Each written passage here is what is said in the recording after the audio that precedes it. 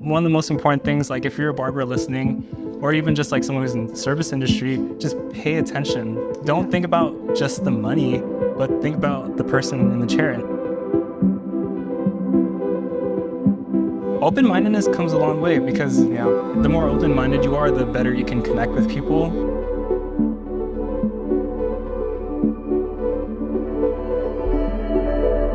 With a lot of like social media, like a lot of people are lonely. A lot of people are like, people need people. People need people. People need people. Thank you for being here with us. Thank you for being a fly on the wall. Hope you guys are encouraged. We'll see you guys next time.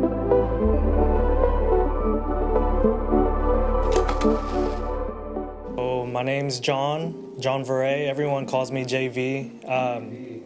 Pretty much quick story about that is how I got that, at least, was I was in barber college, and dude, there was like so many Johns to the point where they just started to use my last initial, because dude, there was like Nighttime John, there was a John Boy, there was a John Kelly, there was John Chris. At barber college or at barbershop? At barber college, dude.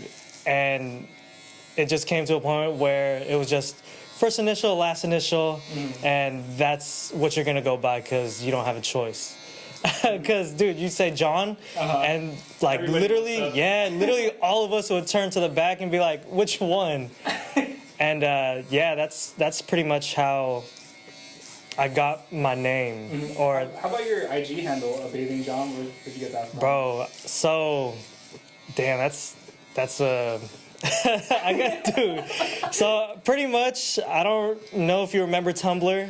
Yeah. But like MySpace, Tumblr, when that was a thing, I would literally be on Tumblr because, dude, Tumblr just had some cool stuff there. Like, and there's this dude that, it's funny because his handle was A Bathing Dom. A bathing Dom, right? And all he would post was like, he would just post like cool stuff and like I don't know, I just hella liked his page. And then fast forward when Instagram hit, because it probably went like MySpace, Facebook, and then to Instagram where you make your own name, and I didn't know what to make it, and I kind of just stole it from whoever that was. But is it like a parody of like a bathing ape? A like bathing ape, yeah. So that's really how I got my name. But it's hella funny because people would be like, "Oh, you don't take showers? You bathe?" And it's like, bro, like you just want to let everyone know publicly that you do take showers. yeah. So that's pretty much how I got A Bathing John is from Tumblr, and like, so I got Shadows, so that's when I made the whole Shadows thing too. But Shadows is a little different just because it's more, it has like an education based where, shadows, you look at a silhouette and you see like all the shapes.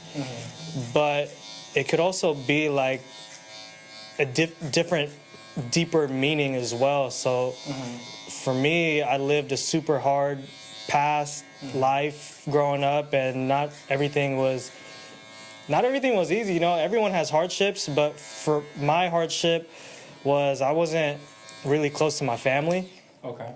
And I didn't even grow up with my dad. I grew up with a stepdad, but me and my stepdad weren't really close, and we'd butt heads, and it was just one of those things too where, like, I'm not his son, or he's not my son, so why should I treat him like my own, And for that, it was kind of hard because we weren't close. I didn't really have a close relationship with my family, and it was just hard because it was kind of just me, and I feel like as a guy, a lot of people have that father figure to kind of show them, the way of life, I guess. But it sucked because for me, I kind of had to find all those ways myself and do everything my own. How old were you when when you met your stepdad? Bro, I was young. Like, I was super young, maybe even like 2 or 3. Oh wow. Yeah, so my real dad was never in the picture.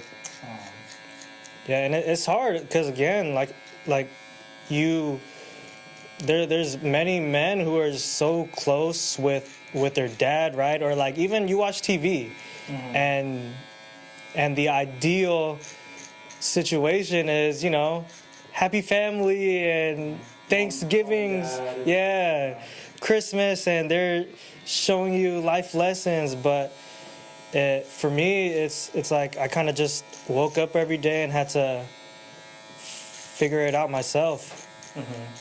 So when you were 3 years old, that's when your stepdad came into the picture. You mentioned how your guys' relationship, you guys weren't too close. He wasn't very, he didn't really take as much ownership of like, hey, John is my son. How did that affect how you were growing up? You kind of touched on it. You saw like in Christmas movies, like there'd be like the family gatherings and stuff, and you saw how things were like very whimsical. How was it like paint me a picture of how your childhood was growing up with your stepdad and that dynamic? Dude, it sucked.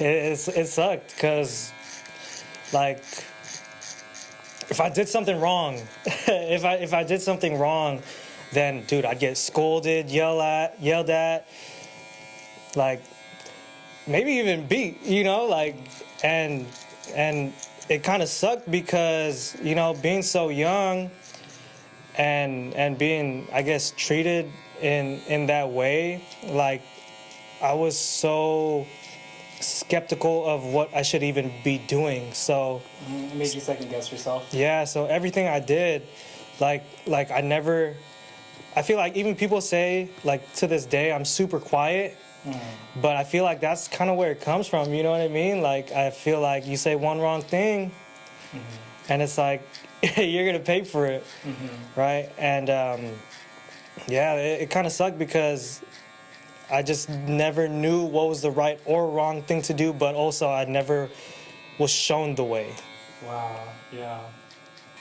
I feel like with a lot of people who are tuning in, maybe they're listening in the car or they're watching this on YouTube, like not having a male figure in your life, that's a growing statistic.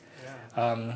I believe it was like, they did a study back in 1905 of how the family structure was, and like for single moms, for instance, like I believe the statistic was like there was only 15% of single motherhood back in 1905, but fast forward to today, single mothership has turned into something like 55%. Yeah.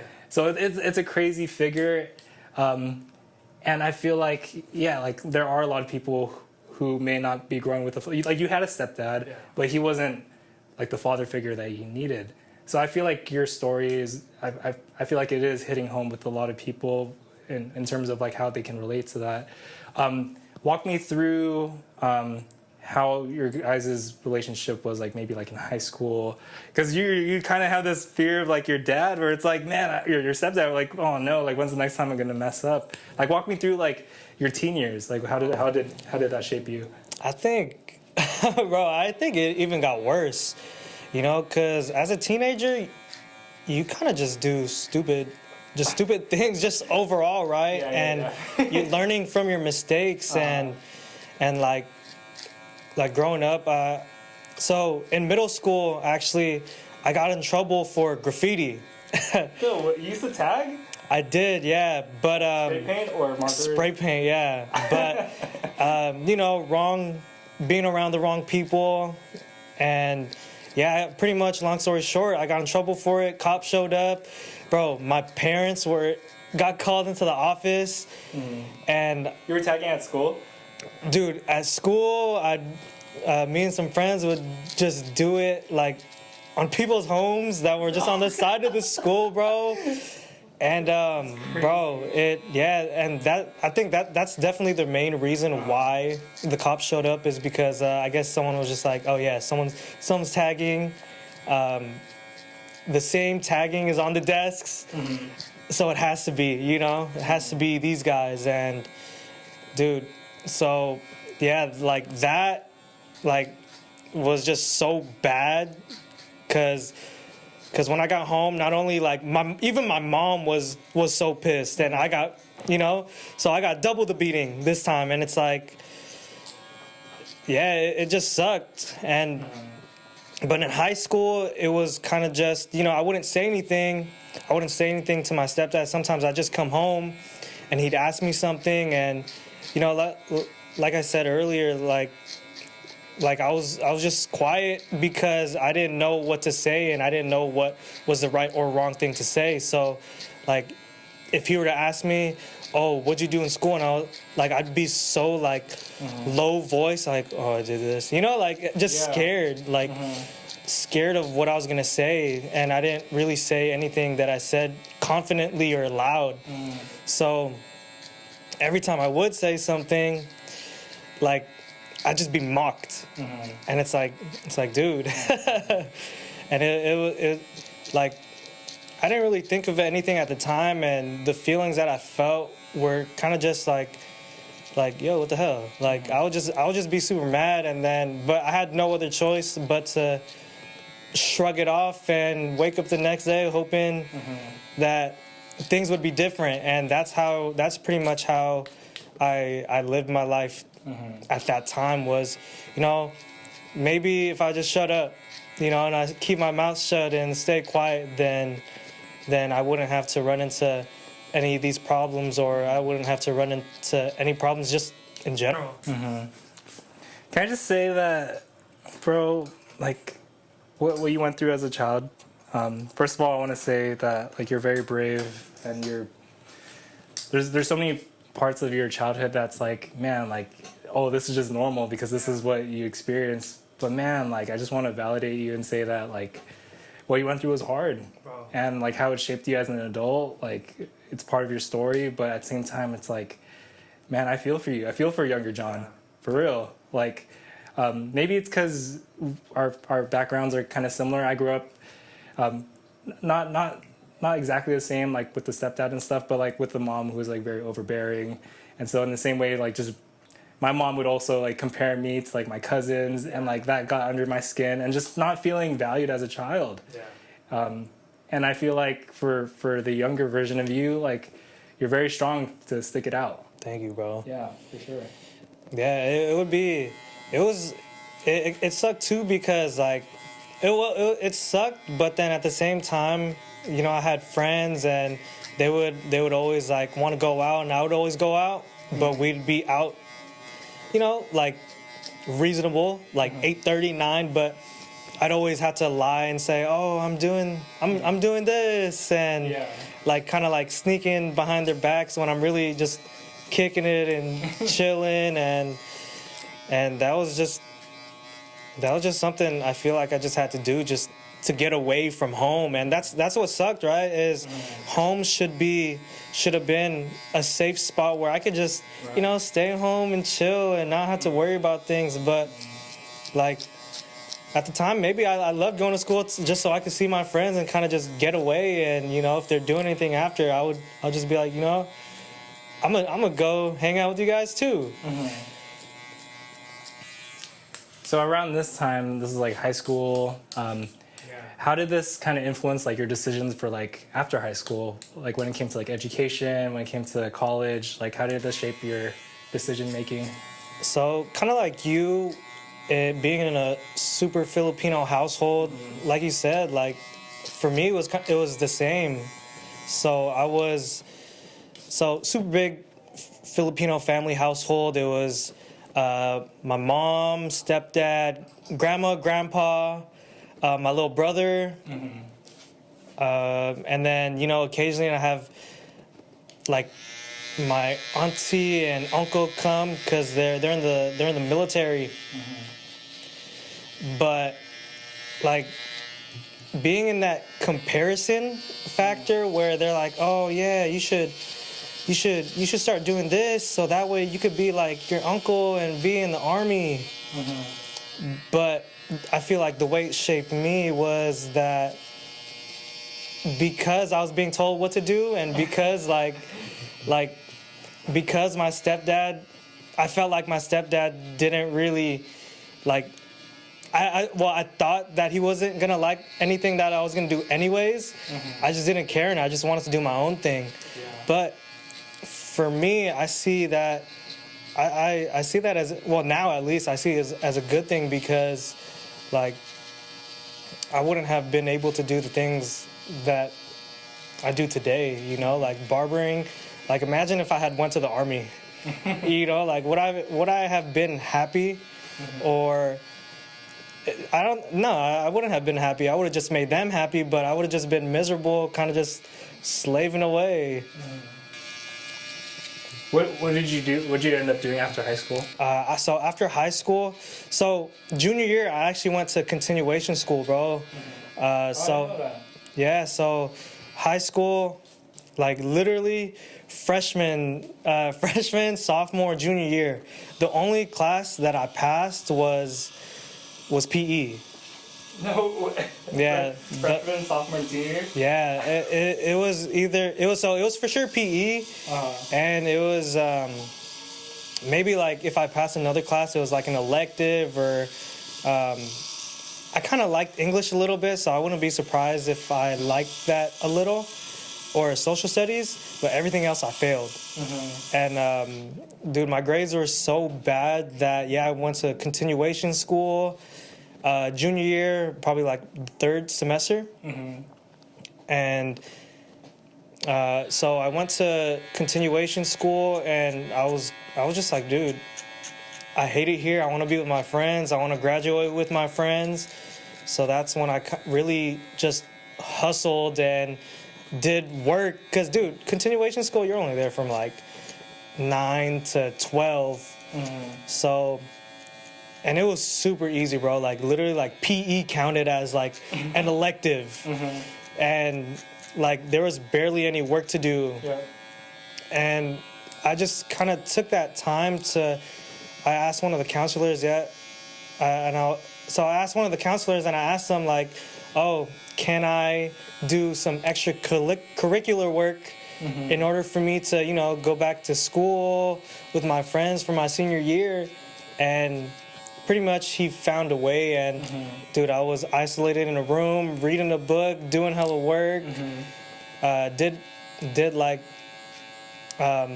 some extra credit stuff. So I went to like I went to an elementary school, and I was like the teacher's assistant, like grading the papers, and I even went to outdoor ed with the kids. And all that counted as credits for me to go back to school, go back to high school at the right pace. And then, ended up doing all that, worked hard, and came back for my senior year and enjoyed it with my friends. Graduated high school with a diploma. Nice, bro. But that's probably that's honestly the furthest I've gotten with school, just in general. College, I did college, but it definitely wasn't for me, bro. I was just showing up and goofing off, skipping class to go get food with my friends, or it just wasn't for. Well, I had this one English professor, and pretty much like I would show up to class every day, and it was one of my last semesters that I attended at Skyline. And so pretty much I had no friends, you know, at that time. Like everyone had already either dropped out or finished college, and that I kind of just took that as okay, I need to find something, so that way, you know, I can't do this part-time job, and that's the furthest I'm gonna go. So I tried the whole school thing, but I would literally show up to class every day, and pretty much one of my professors was like, so I had my laptop open, and my wallpaper was a picture of a car. And pretty much we already had bad history, because she would always say things like, you know, kind of like exclude me out of things, even if I did my homework or not. Your professor? Yeah, my professor wouldn't let me get a chance to talk, and it'd be crazy because I'd literally like participate and raise my hand, and She's like, She's the like- person behind you. she's like, oh, yeah, or like she'd be like, yeah, not what I was looking for, but, and I'm like, yo, what the hell? Oh, that's But so then, messed up. so I had my laptop open, and it was my wallpaper was a car, and so what was funny was that she came around passing out these papers, and she was like, yeah, we should be using our laptops for educational purpose, not going on the internet to look at cars. And I was like, what? She put you on blast like that? Yeah, she literally said it out loud in front of the whole class, and I was like, so I, you know, like I let it go, but then I just couldn't help the fact but to roll my eyes. Yeah. So I rolled my eyes, and then what she said, she was like, oh, you can roll your eyes at me all you want, but blah, but, and dude, after that dude, all I saw was red. It's all red, yeah. And I slammed my laptop shut. I literally threw that in my backpack, and I just left right then and there. Yeah. And that was my last semester ever at college, right? So I had a haircut later that day, and dude, I was like, I was going still through hot? it, bro. Like, yeah, like I was going through it because one, right, like everyone's graduating college and finishing whatever, you know, they started, right, getting their bachelor's or associates, and you know, I'm over here. I tried, but it didn't work. So I get a haircut from one of my boys that was cutting my hair at the time, and he was like, I pretty much told him, and he was like, why don't you try being a barber? And I was like, at the time I was like, nah, I don't know, man. Like I had the thought of, dude, barbers don't really make money. You know what I mean? So I kind of just like let it go, went home, stared at the ceiling for hella long, and I went on Amazon and I was like, you know what? I have nothing to lose. I might as well just try it because I don't got anything else going on for me anymore. Yeah. You know? And yeah, bought some clippers, liners, shavers, and I think I enrolled in barber college maybe like a month later. Can we take a step back real quick Yeah. to where your professor Yeah. disrespected you like that? Bro. What emotion were you feeling like in that moment? Bro, I was just pissed, and I was so like shocked, you know, because it's like your professor should be someone who's uplifting you and helping She you, elevate you, yeah. but she was just, I don't know what it was. I don't know what it was. I was just shocked, you know, like, dude, there's no way that this happened. Yeah. And yeah. Yeah. I wanted to go back to this because, like, even for myself, like, I was there. I was feeling like I was there too. Like, how dare you? Like, and for your story, because you were talking about like when you were growing up with your stepdad, and like he was low-key disrespecting you as well, like, making you feel less than. And then you go to school, your professor is making you feel that way, bro. I'm angry for you. Like from all sides, like everyone is just. It feels like everyone's out to get you, and like all you want to do is be able to, like do something with like a purpose. Like you feel like something you want to do something that you actually care about. Yeah. So at that time, you know, I was working a part-time job. I was at Best Buy, right? Yeah. And at that time, that felt like the furthest I could go. Yeah. But the worst part is that when everyone was graduating and I'm over here, you know, I've done nothing. Like, dude, at that time I was just so depressed and like I would go out and I would just, you know, try to just drink and hope to forget about it, but like it was hard, bro. Yeah. Like, but it was so hard that, dude, I even had thoughts of offing myself. You know what I mean? Because there would be times where it'd just be like, bro, it's not worth it for me anymore. Like Like, this is the furthest I could go. I can't please anybody, you know? And yeah, it was just tough. It was just tough because, like, it just felt like the world was against me. And you know, I would just be in my head and just be like, you know, maybe it'll be okay the next day. But it just felt like nothing was getting better. Yeah. And I started barber college, and it kind of started uplifting little by little. But, you know, I'd go home and like, I would even hear my grandma talking about, oh yeah, he has a job, right? Why? And this is bright early in the morning, like barely even waking up. She would wake up. The moment I heard the door, I would just be like, man, I'm not ready for this right now. I'm not in the mood for this. You know, the moment I would hear the door, and, you know, just not even just my stepdad, but my grandma, you know, talking about, like, oh, thinking I was sleeping too, you know, talking about, oh, why doesn't he just move out, you know, real quick. So you shared with me offline, like Yeah. your room situation. Can you share with people online, like what your room situation was during that moment? Yeah. So high school, I was living at my parents' house, and I had a room. And then my auntie, she had just came back from the Philippines, and she, you know, it's my grandma's daughter, and she, so I thought it was a good idea though, you know, like sleeping on the couch, the TV's right there, and so I was like, oh, you know what, like it didn't really matter because this room was just gonna be stripped away from me anyways, and yeah, I was sleeping on the couch. I was sleeping on the couch my whole high school, and, you know, it sucked because, yeah, at first it was cool, right? Like, the TV's there, and I get to sleep with the TV and, you know, play video games all night because it's right there.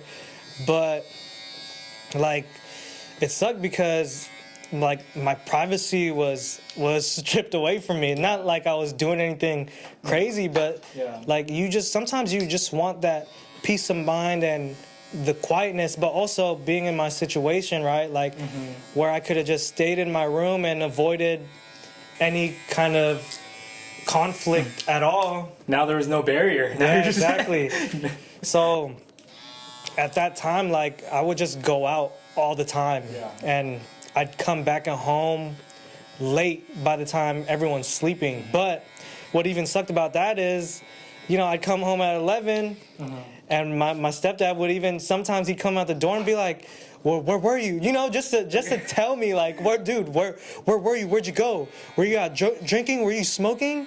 And, like, even if I wasn't, I'd be like, bro, like, no matter what I'll tell you, you're not gonna believe me.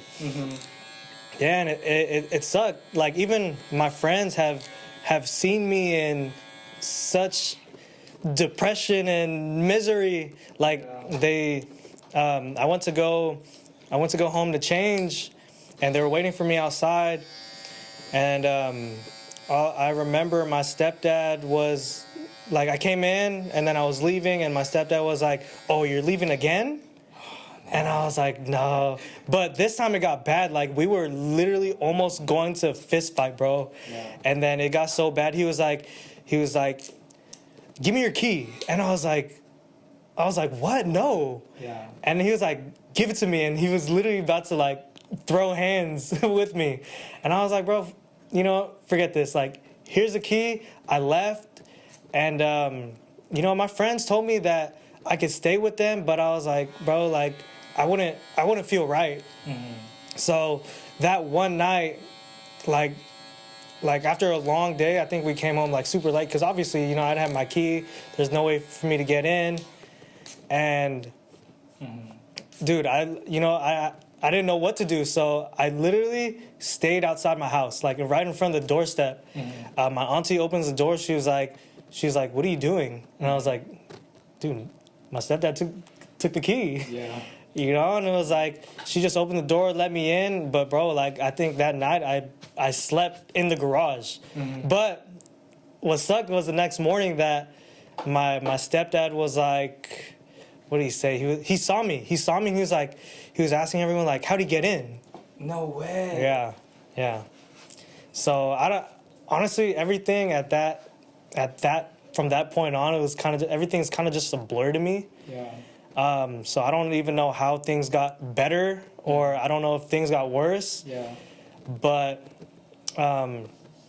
pretty much the story how I moved out though was that me and my girl we found a place. Okay. Right, and we already had our own like living situations or whatever, and we were ready to pretty much move out, and yeah, we found a spot, liked it, and then so pretty much what happened was we found the spot, little by little, right, while everyone's sleeping, I packed all my stuff. While like in the middle of the night? In the middle of the morning. Okay. Because like all my stuff wasn't in a room or anything. It was kind of just there. So I just packed. I literally took all my stuff, threw it in the car when the place was ready for me, and that's how I moved. But what sucked was that I couldn't even tell my mom the truth. Really? I couldn't tell my mom the truth of why I was moving. You know what I mean? Because, she's still with this guy. And so what I told her was, oh, yeah, Mom, I'm going to San Jose. I'm going to school. I'm going to go to San Jose State or whatever. And, yeah, I'm going to move there. But She bought it? Yeah, but in reality, I was moving, like, down the hill. Like, still pretty close by? Yeah, I lived pretty close by. So from San Bruno to South City. And then how long did that transition take for you to get out of there? Was it like a couple days? You're just maybe like within a month's time span, but I got all my stuff there within like 2 days. No way. Yeah. So they woke up the next morning, they're like, where's John? So what's funny is that in the middle of moving, my grandma actually saw me, and she was confused, and I overheard her talking about it, but like I think at that time I just didn't care what she had to say, so I just grabbed my stuff, left. She saw me. I just said bye, and then that was it. The only person I really told that mattered was my mom. Eventually, they did find out that you moved down the street? No. So what's funny is that we ended up moving to our second spot, but that's when I told her, because it was up the hill from them now. And so when I moved to that apartment, I was like, yeah, I live up the hill from you now. But they still to this day, they for sure don't know the truth. Yeah. And so if I'm tracking with you, this is around the time you were still at Best Buy, and then you were considering Barber College at this time. Okay. So walk me through when I moved out, I was in Barber College actually. I had just started Barber, or no, I was in the middle of Barber College actually. Okay. Yeah, and so from that point on, I was kind of just I didn't really talk to them. I mean, I would talk to my little brother, because me and my little brother were cool. Just typical brother. He's annoying, but at the end of the day, you're kind of forced to love him at the end of the day. Younger brother, by 8 years, and yeah, that's kind of how it went. That was the only person that I really talked to, but he would only we'd only really talk like, oh yeah, you have mail, and that's kind of it. Do you know how his experience was? So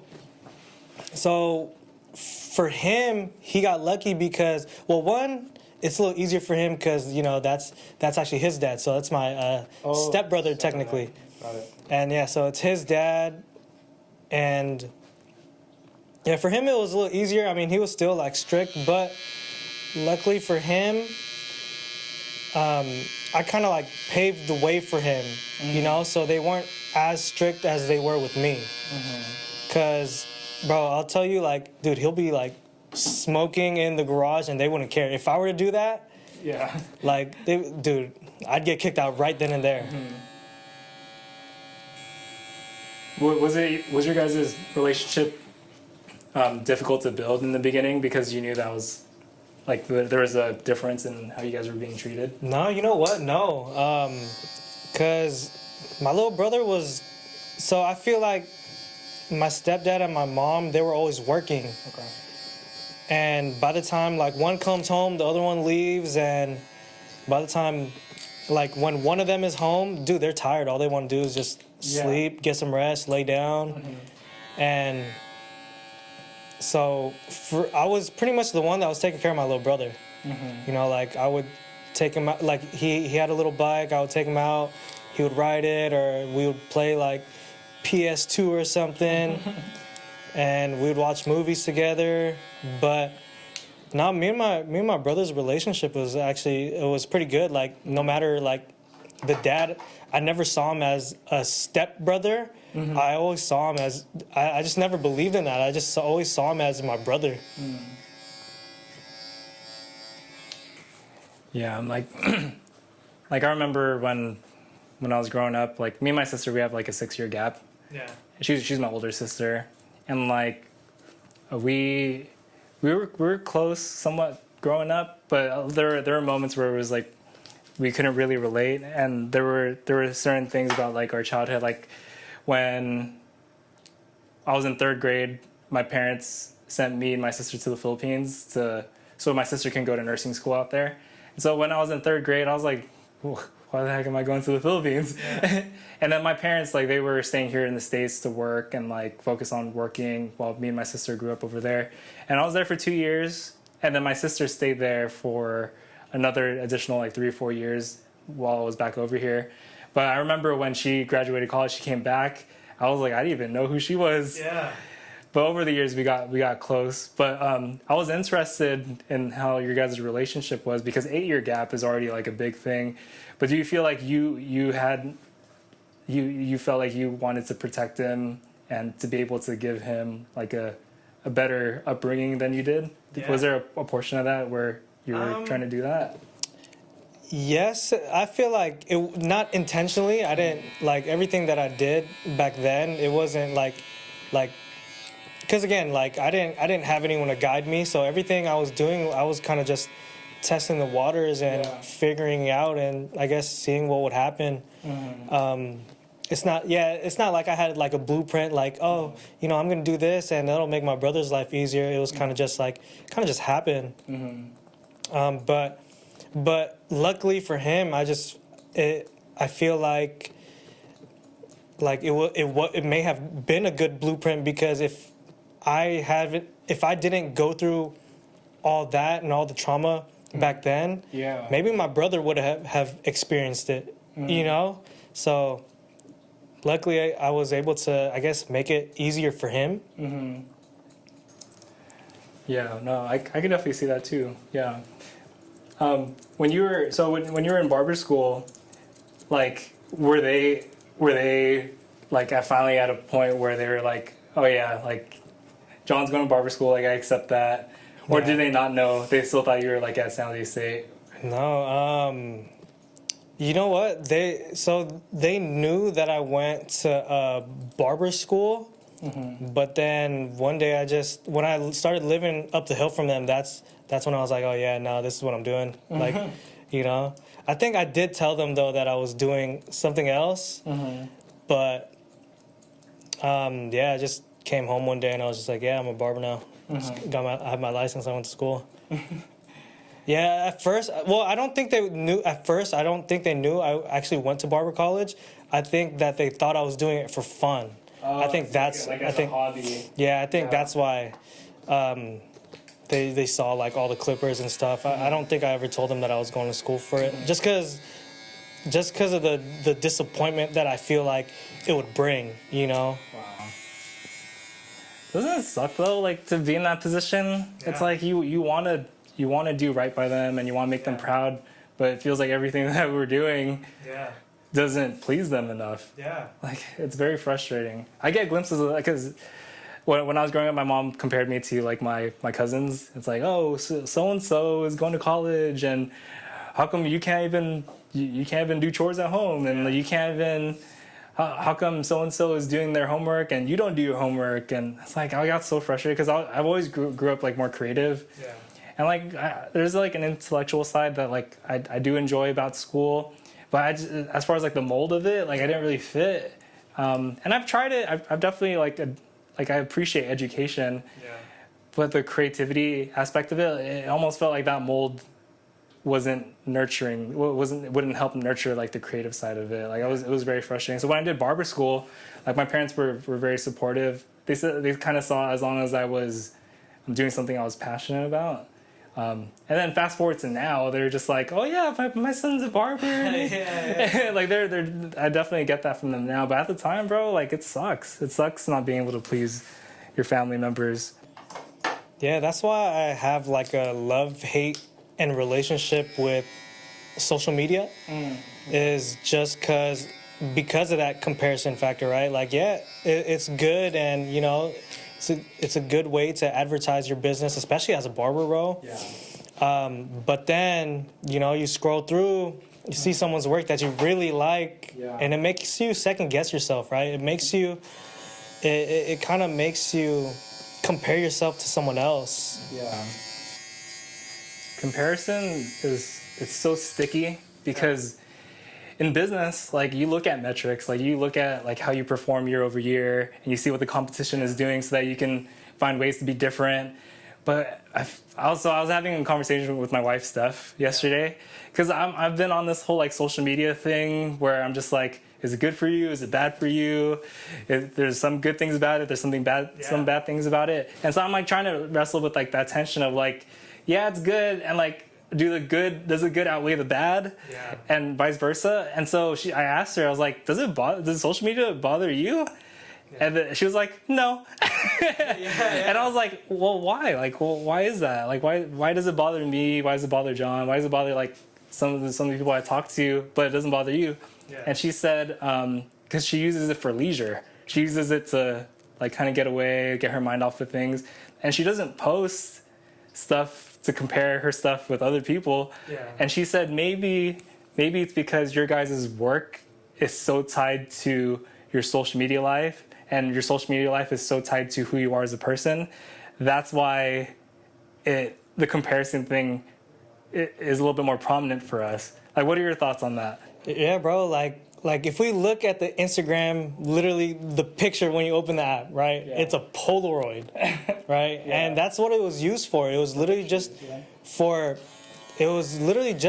pictures to show your friends, and that was kind of just it, you know? Mm-hmm. But now we live in a world where now we kind of just take advantage of it for our own benefits, and I think that's kind of just where we're at. Mm-hmm. You know, it's not... Yeah, that's just where we are now. It's just hard, you know, like, but I think that's why some people, they make like a separate Instagram. Like they have their personal Instagram and then they have their barber Instagram. And so that way they can kind of just switch through and, you know, use one for business and just, you know, catch up in life with the other one. But also, kind of just using it for leisure too, to see what everyone else is doing. I feel like we should kind of just be focusing on what's in front of us too, right? Yeah, being present. Yeah. So that's why I stopped using it, is to kind of just, you know, be in the moment and live in the now, right? Like I like walking my dog and, you know, like walking my dog and smelling the fresh air and hearing the birds chirp and stepping on crunchy leaves. You know what I mean? It's like, it's because you're almost 30. Bro, this is just what happens when you get close to 30. Yeah, bro. No, I'm just teasing. No, I think so, bro. Like I don't even... So I listen to music, of course, but like when I go on walks, I don't even listen to music. It's either I listen to, you know, Earth itself and nature, or I'll listen to a podcast to, you know, personally grow. You mentioned to me offline that you're exploring Stoicism. Yeah. Can you explain what that is? So it's pretty much kind of seeing life as in, like, no matter what life throws at you, it's it's about how you go about it. Okay. And that's really how it is. So like, say you're having a bad day, like, and something that the earth throwed at you, how are you going to go about it? You know what I mean? Are you going to let it ruin your whole day, or are you going to pause, think about it a little bit, think about why that happened, and then move on from it, you know? Because there's things that we can control, and then there's things that we can't. So really just focusing on what we can control. It makes me think of the earlier parts of your story. Like, in what ways would have Stoicism helped you navigate the harder times of your childhood? I think not reacting for sure. Definitely not reacting. Thinking first. I think that was a big thing for me, because I think for me, like, if someone, like back then, if he were to say something to me, like, dude, I would for sure react and get mad and give a reaction, right? So that way they could continue to keep going. Yeah. But now, right, there's a power of silence where if you don't do anything about it, right, it's not that you're weak. It's more so because you don't want to keep feeding it energy in order to make it worse. Yeah. Stoicism's starting to get more popular. Yeah. I noticed that. I wonder why that is. I'm not too sure why. I feel like, yeah, I'm not too sure why, actually.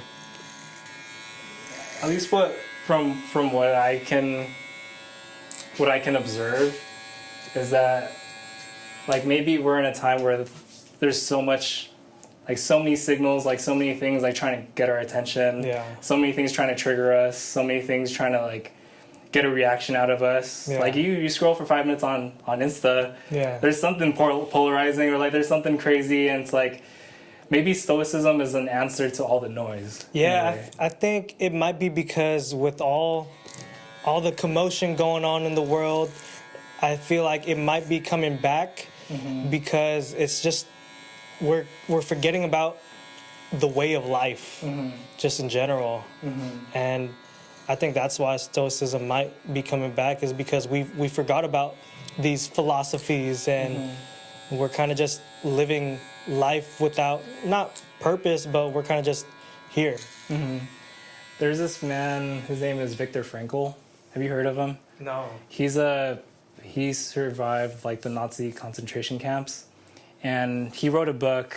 The title of the book I'm forgetting right now, but in the book he talks about how when he was in the concentration camp, the ones that wouldn't survive were the ones who would say things like, "Oh, we'll be out of here by next summer. Oh, we'll be out of here by next winter." And then winter would come and winter would go. It's like, "Oh, we'll get out of here by spring." Yeah. So it's like this overly optimistic, like, yeah, it's good to hope, but then, like, what that does, like, those are the ones who end up cracking. Like, those are the ones who end up breaking under, like, the rule of, like, the Nazi soldiers and stuff. Viktor Frankl, he came up with this idea. It's like the whole Stoicism thing. It's like, what can you control? The only thing, you can't control your situation. You can't control what's going on around you. You can't control what these Nazi guards are doing to me, my body, and to everyone else. But what I can control is how I react. Because he says the moment between stimulus and response is a choice on whether or not we act on our emotions or not. And I feel like that kind of touches on Stoicism as well, because we can go through a lot of hard stuff. Like, humans are pretty resilient. We'll go through a lot of hard stuff, but it's like, what's the difference between the people who go crazy and break and have an episode and the people who, just stay the course?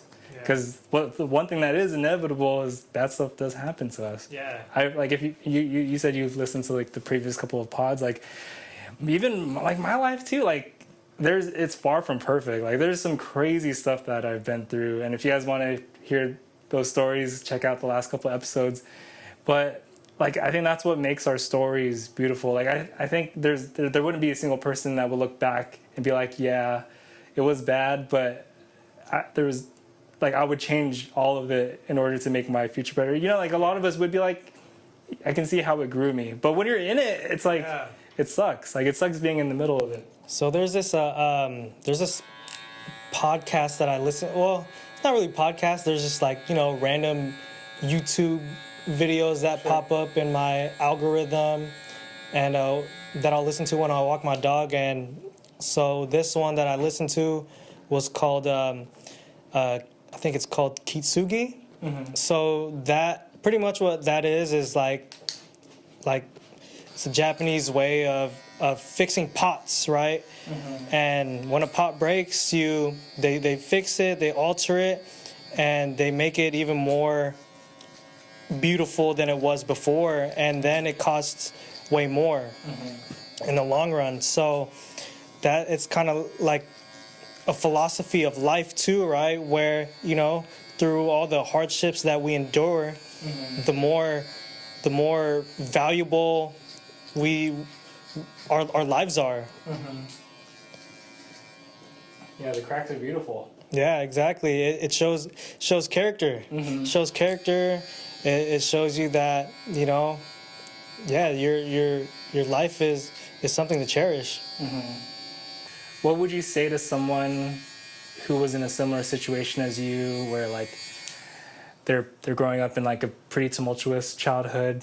Like, because I have a lot of young listeners as well. Maybe some of them are kind of going through something similar. What's some advice or some words of encouragement you would give to someone like that? I say think before you act.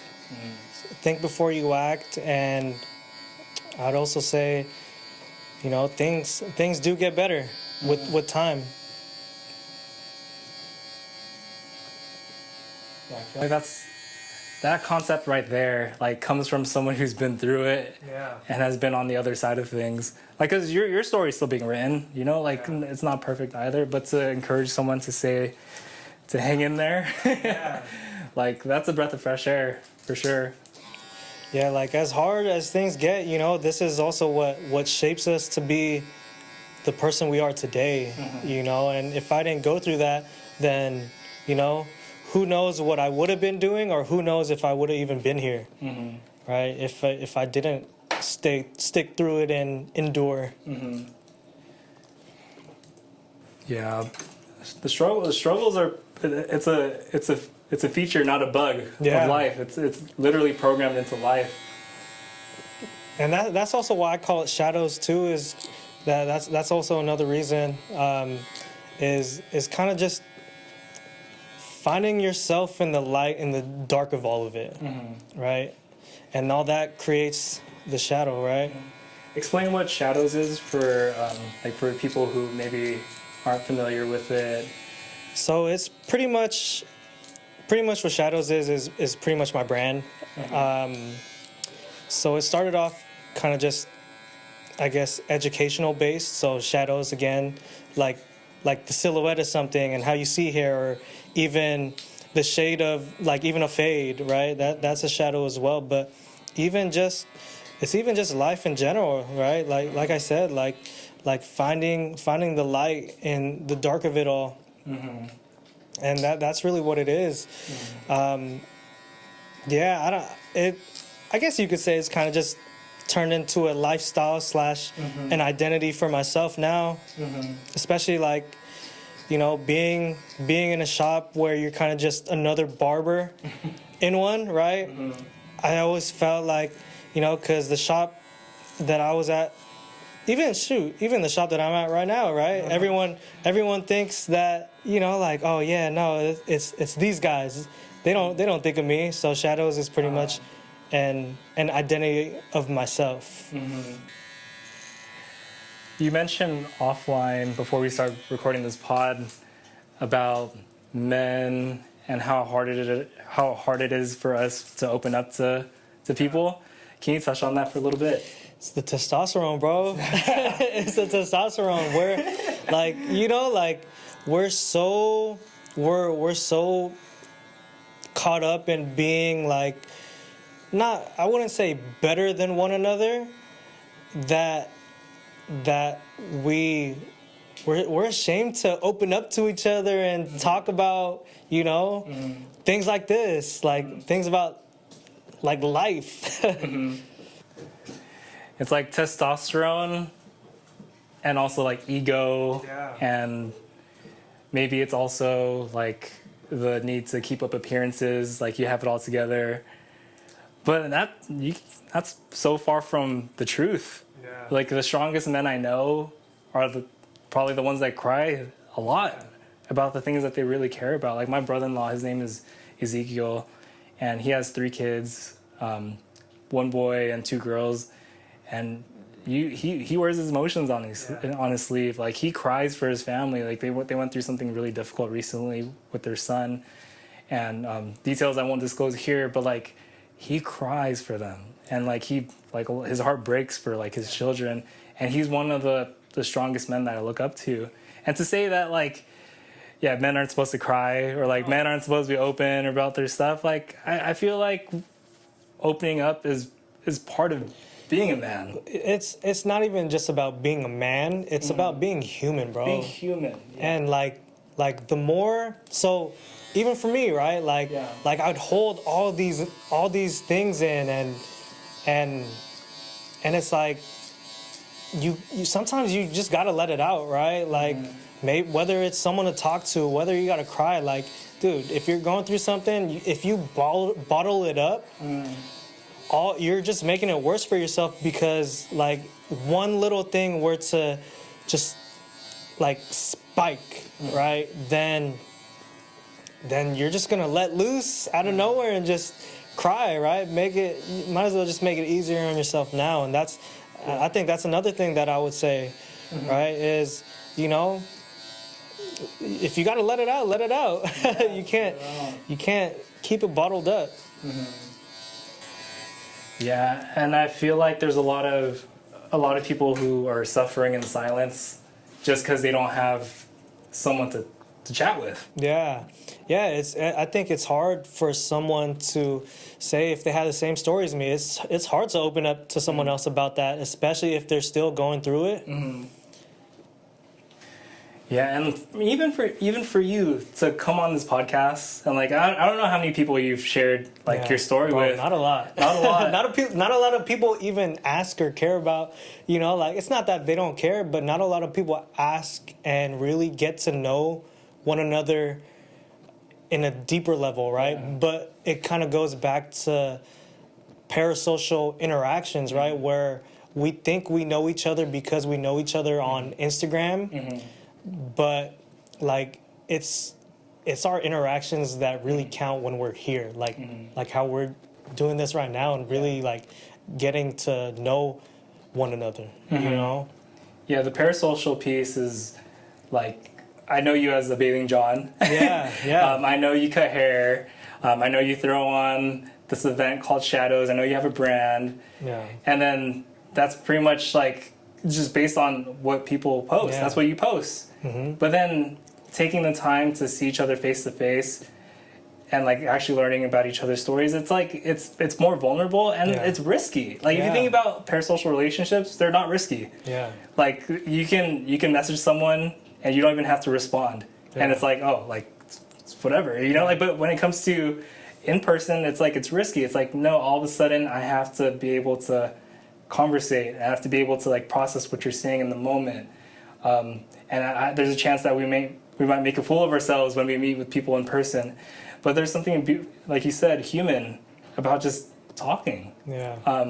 Something that I've been building like the green room off of is like these conversations, and how like I don't just have these conversations with like my guests, but like every client I have day in and day out, like we go deep like this. Yeah. And I think it shows like maybe it's like because of like the environment, like it's a solo studio, maybe people don't feel as open talking about this stuff like in an open barbershop when there's like 10 other dudes in there plus like their clients and people, you know, like it like how often do we get a chance to actually like connect with people? Yeah. I think that's where like the effort that like even for me and you, like just chatting on the phone for an hour, be like, hey, how are things going, like what's new, and like being able to build that relationship with people offline, not just online. And actually caring, too. And actually caring. You know, actually caring, right? Actually meaning everything that we're saying, right? Like, that is something that we don't get. Like I think, like in a shop, right? I feel like people are so timid to say something. Like a lot of times I'll have people like whisper to me because there's like hella other dudes, you know, like people are scared to say how they feel or what's going on with their lives. And just giving people an opportunity. There are a lot of people who cut hair, and they are in situations where they're in a shop and they want to connect with their clients, but the shop is just way too busy. It's not private. I would encourage those barbers who see their clients as more than clients, but as friends, to actually reach out and hang out outside the shop. Like it's kind of crazy when I've hung out with people that I cut for years, and we actually link up outside the barbershop. Like how different the conversations are. Yeah, like actually seeing people face to face instead of talking to the back of their head. Yeah, bro. It's funny too because, like, I feel like you could definitely tell like who's really your friend in the chair, right? Or who's just there to get a cut, you know, right? Like you could just tell. Yeah, there's like people that I would cut like when I was working at Paradox, who wouldn't say anything. Yeah. They were super quiet, and then the moment we switched over to a studio, you can't get them to stop talking. Yeah, bro. It's a crazy thing. But yeah, I love what you said earlier about like just being human. Yeah. Apparently that's more difficult these days. Really, bro. Apparently it's more difficult these days to be human. One of the episodes with Jordan DeCastro, he was a big he's a big believer in like being present and like when you see people out in public, actually say hi and like acknowledge that they exist. Yeah. And like I feel like we do that to a certain extent, but we get so caught up with like what's going on our phone, and like even when in awkward situations we're like we retreat to our phones because things are awkward. Yeah. But something new that I've been working on lately is just like being okay with that discomfort. Yeah. Like I told you the other day, like I went to a gas station, or I went to get my car washed, and I just sat there and I just watched people wash my car. I just observed other people. Yeah. And I just sat there, I listened to the trees, you know, like bro. fresh air. Yeah. And like just being okay with sitting still. And I think that's Kind of just letting the time go by, bro, and like really and being okay with that. You're here. But I do tend to be like more optimistic about the future because I have a daughter, right? And like a big thing is helping build a world that, you know, she would hopefully be able to thrive in. And a lot of it is like, well, even with my clients who are either married or like dating and like or soon to be dads, we talk about real stuff about like just being guys and like our struggles, in hopes that like when they do have kids or the kids that they do have, like we can help build like a better like society for like the children that we get to live in, you know? And that's me thinking like super far into the future. And it's like, it does get a little discouraging sometimes when you see what goes on in the world, and it's like, man, like I don't even like politics, but why is everything so political now? Yeah, bro. Or like I don't even like talking about all the crazy like shootings and all the crazy. And I like to hope one day, like my daughter could be like, you know, like I can play outside and it be safe and things are cool. You know what I mean? Yeah, it's a scary world that we live in nowadays, bro. Like, especially during COVID, when all the Asian hate things were happening. Yeah, I was scared for my parents. Yeah, bro. Well, it was scary for me because one of my homies' moms. So during COVID, there was like this video around the neighborhood that they lived in where some older lady got like jumped pretty much. Bro, and then it was caught on like the Ring or whatever it was, but then it was scary because like, dude, like me and my homie talked about it, like, dude, like tell your mom to stay inside, bro, because you guys live on that same street. Yeah, that stuff is scary, bro. Yeah, and And a part of like the fear too, it's like that's like stuff we can't control. Again, yeah. you know, going back to that, like the stoicism, it's like that stuff we can't live every day in fear. Yeah, exactly. Like, you know, when life throws you something, what are you gonna do? How are you gonna act? Yeah, learn how to roll with it. There's two things that I live by, right? And there's a graph, and the graph says, is there something wrong in your life? And then if you put no, then it says don't worry about it. If you put yes, it says can you do something about it? And it says yes or no. But then they both go to then don't worry about it. You know, and it all goes back to that. I like that. And then another big one that I live by is a manifestation without action is just dreaming. So if you, like, you know, I could have just wished to be out of the house, right, at my parents' house, but instead I just got up, did something about it, and made a change for the better. Yeah, it's just that inaction, like getting the energy to actually start doing whatever that thing is, like initiating the move. It's like it's easier to stay home because it's free. Yeah. But then seeing how your situation needed a change, like to be able to motivate yourself enough to actually do the thing, that's the hard part. It's like take the gym for example. A lot of people like there's so much excess in information on like how to work out and like how to diet, but it's like people have to just actually do it. Yeah, bro. Like, it's like a lot of people are so hard on themselves at the gym, right?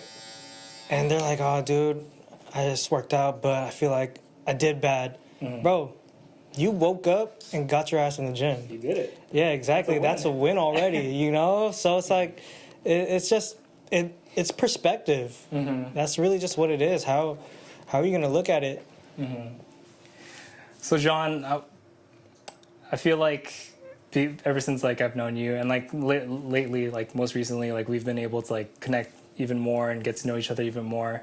And I just want to say like your story is impactful and it's very motivating, and you remind me of someone who doesn't give up. You know, like at the end of the day, like you're still doing the thing.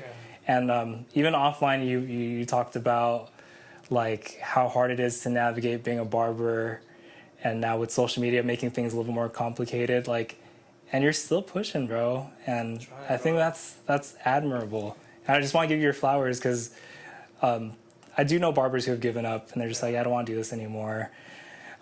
Barbering was one thing, and now it's kind of changed. Like, what? I know it's not perfect, but what's keeping the fire alive for you? Kind of just, you know, waking up and realize why you're doing it, right? Like for me, I got a super happy dog at home. You know, like that's pretty much my furry kid, right? And you know, like your fur baby. And yeah, bro, like it's what it really is. It's all the little things that matter, right? And like whether it's your friends, you know what I mean? Like if you gave up, you kind of let them down. Yeah. And kind of just not letting people around me, like not letting them down, right? And like for me, going home and seeing my dog run up to me every day, that's just something that's like, okay, yeah, I got to do this again tomorrow. You know, like it's just all the little things, bro. Like I'm still able to walk, so let's be able to keep doing that. You know, yeah, that's all that's been keeping me motivated, at least nowadays. Yeah, in a world of like comparison and comparing ourselves to others, like it's hard to find value in who we are, and it's almost like we devalue ourselves when we compare ourselves to other people. So I want to ask you something that may be very personal. Yeah. What are 3 amazing things about yourself? Oh man, I'm handsome. Okay. No, Hey, that's one. Yeah. I'll take it. After this haircut, go ahead. 3 things that I like about myself. Yeah. Damn, dude. You know what? Like sometimes it's hard just because like no one asks you real questions like this in the shop. But I think three things that I like about myself is that I have drive. Yeah. You know, motivation to get up every day, discipline. I'm able to really discipline myself, and then keep that going for me. Like, dude, I'm 3 weeks, almost a month in, no caffeine, no social media. Ice baths. Cold showers, Cold bro. showers. I've been going to the gym every morning. Yeah, I'll just say I'm good looking too. You're good looking. I'll take it, bro. Yeah. Yeah. And I think that's important. But I think hard work and good work ethic. Yeah. I think that's definitely something that I definitely do take pride in. And also, to kind of add another one, is that like a superpower that I have is I feel like I'm able to live life through someone else's perspective. You know, and by that, what I mean by that is like, say if someone went through a rough patch in their life and they were to tell me about it, I feel like I'm able to learn from them and kind of not make that same mistake that they did, so I don't have to go through it. So recap again. So you're good looking. Good looking. You got drive. You're disciplined, and you went above and beyond. I did 4. You did 4. What was the other one? Hard work. You feel for people. You feel for people, and I think it's important sometimes to, and it's not a conceited thing to say like things that you do value about yourself, because I feel like we're so outward focused, like we're helping other people look good because we're barbers, right? Or like we're on social media, like blowing other people up. But sometimes like we got to take a pause and be like, you know, like why do people gravitate towards me? Why do people love me? And being able to highlight that, like, one, it's hard because we don't talk about ourselves too much, you know. It's also hard to talk about yourself in that type of light. In that light, you know what I mean? Like, how often is someone even look in the mirror and say that to themselves? Half the time I look at myself, I'm like, damn, my facial hair was growing out. I look hella ugly, bro. Like, you know, it's hard to even say that. We're often like our worst critics. And something that I've said previously is like when we talk about the self-talk that we have, like the voice in our head, and it's like we're often like more kind to our friends than we are to ourselves. And like we would never tell our friend like, John, you're really ugly, or like, John, you're disappointing, or John, you know, like we would never say that to them, but why do we say that to us? And so you sharing that, like, I hope like the people who are like watching online are able to yes, like comparison like devalues like what we have, and also like Instagram, like depending on how you use it, it can devalue like what we have. But for people online, like pause and really, like you said, look yourself in the mirror and just see how valuable you actually are. And so I thank you for that. Can we do, before we wrap up, can we do a quick plug for shadows, and like you can kind of give people like where they can go to support like your brand and whatnot? So shadows, again, it's kind of just like more like a lifestyle thing. And what I normally like to do is kind of just like host just community events where we could all get together, you know, kind of just hang out, cut hair, learn from one another, instead of being, you know, against each other and fighting each other. It's just I guess it's more community driven, so that way we could just get together and be with one another. But all that could just be found on my Instagram, A Bathing John. If I do post, when I do post, that's like when you are on Instagram. That's like the only thing that I'll probably post. But yeah, you can find it on my Instagram. Cool. So I'll put John's socials at the bottom of the description. And then lastly, John, I just want to thank you for taking the time out of your busy schedule to hang out with me and hang out with the audience online. It's not easy sharing your story, but man, you did it flawlessly. Bro, I feel like sometimes like telling that story, it's like, dude, I feel like there's so like many things that happen that like, how do I even tell this? So I'll occasionally like stutter and be like, you know, it's like, it's hard, you know. Also, it's a hard, like, it was a hard life to live. So like, also like coming back and I guess reliving a little. Yeah. You know, it's like, dude, where do I even start? You know? We're gonna have to unpack the other parts of your story, hopefully in a future episode Yeah, for part bro. 2. Yeah, maybe, bro. Yeah. But yeah, I just want to just give you so much gratitude and thank you for being vulnerable. Thank you for being honest and transparent. Thank you for, you know, being a light for people who perhaps are going through something similar. Yeah. And thank you for giving people hope. And man, like I can't wait to get this episode out so people can just be encouraged. So Yeah, no, thank you, bro. Thank you for everything that you're doing, because, you know, it's not even just my story that impacts other people. Like when I heard Chase's story, oh, bro, right? Like, yeah. or even honestly, everyone has their own stories and their own hardships, but like hearing what everyone came through to get to where they're at today. Yeah. Now that's inspiring. Yeah, and every story is unique, and every story is beautiful. Yeah. Yeah, and we're not all experts in our own story in that like we remember everything. Yeah. But we are the main character of that story. Yeah. And not like main character energy like all on social media and stuff like that. But like there are parts of our story where only when we close our eyes, like we're the only ones who can really experience it the way that we do, and we try our best to be able to share it. Yeah. But the only ones that really know it is ourselves. And Yeah. that's why it's so beautiful, because it's like a movie that Exactly. we're living, Yeah. and it's still being written Exactly. until it's not. Yeah.